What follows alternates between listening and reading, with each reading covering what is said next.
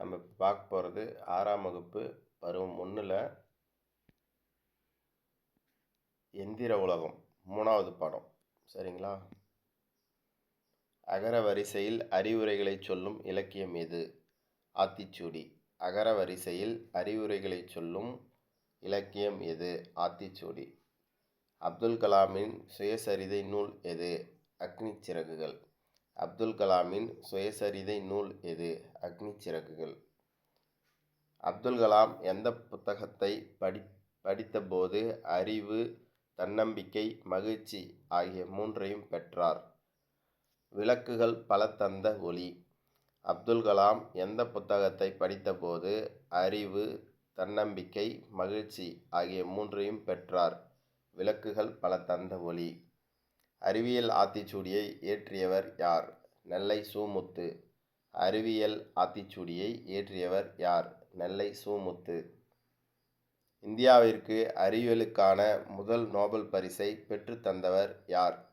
Sir C V. Raman. இந்தியாவிற்கு அறிவியலுக்கான முதல் நோபல் பரிசை பெற்றுத்தந்தவர் யார்? Sir C V. ராமன். ராமன் விளைவு கண்டுபிடிப்பை வெளியிட்ட நாள் எது? 1928 பிப்ரவரி 28. ராமன் விளைவு கண்டுபிடிப்பை வெளியிட்ட நாள் எது?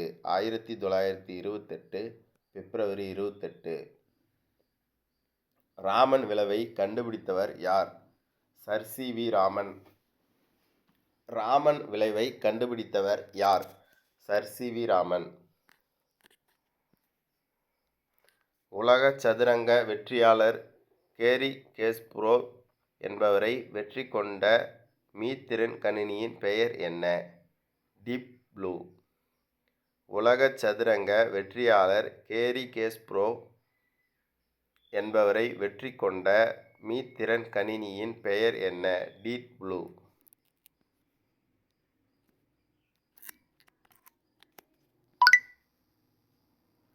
உலகின் முதல் விஞ்ஞானி குழந்தைகளே என்று கூறியவர் யார்? அப்துல் கலாம்.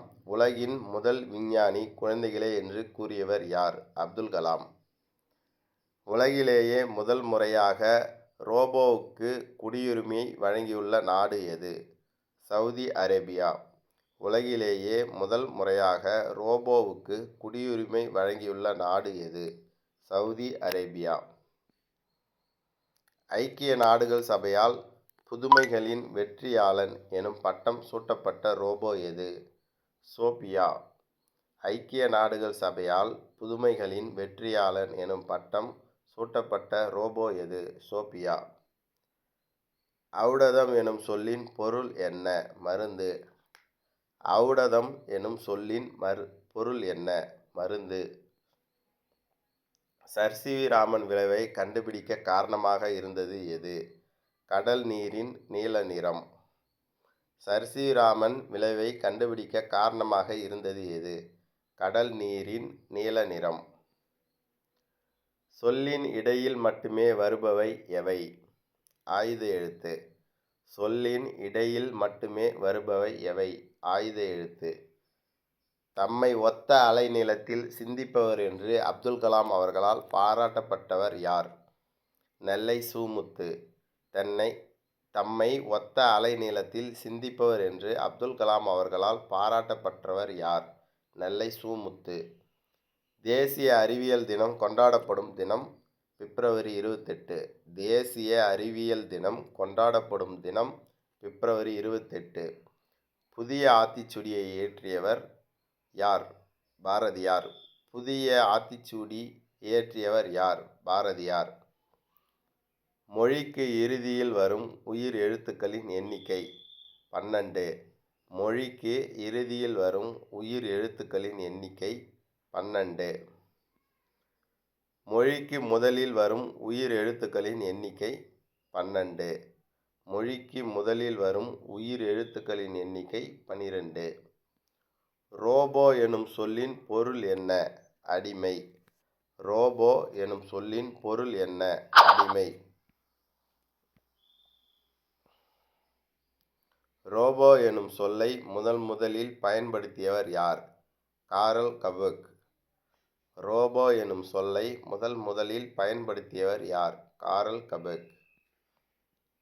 வானை அளப்போம், கடல் மீனை அளப்போம், சந்திர மண்டலத்தியல் கண்டு தெளிவோம், சந்தி தெரு பெருக்கும் சாத்திரம் கற்போம் என்ற பாடலை பாடியவர் யார்? பாரதியார். வானை அளப்போம், கடல் மீனை அளப்போம், சந்திர மண்டலத்தியல் கண்டு தெளிவோம், சந்தி தெரு பெருக்கும் சாத்திரம் கற்போம் என்ற பாடலை பாடியவர் யார்? பாரதியார்.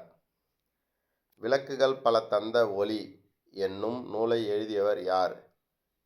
Lillian Watson. விளக்குகள் பல தந்த ஒளி எனும் நூலை எழுதியவர் யார்? Lillian Watson.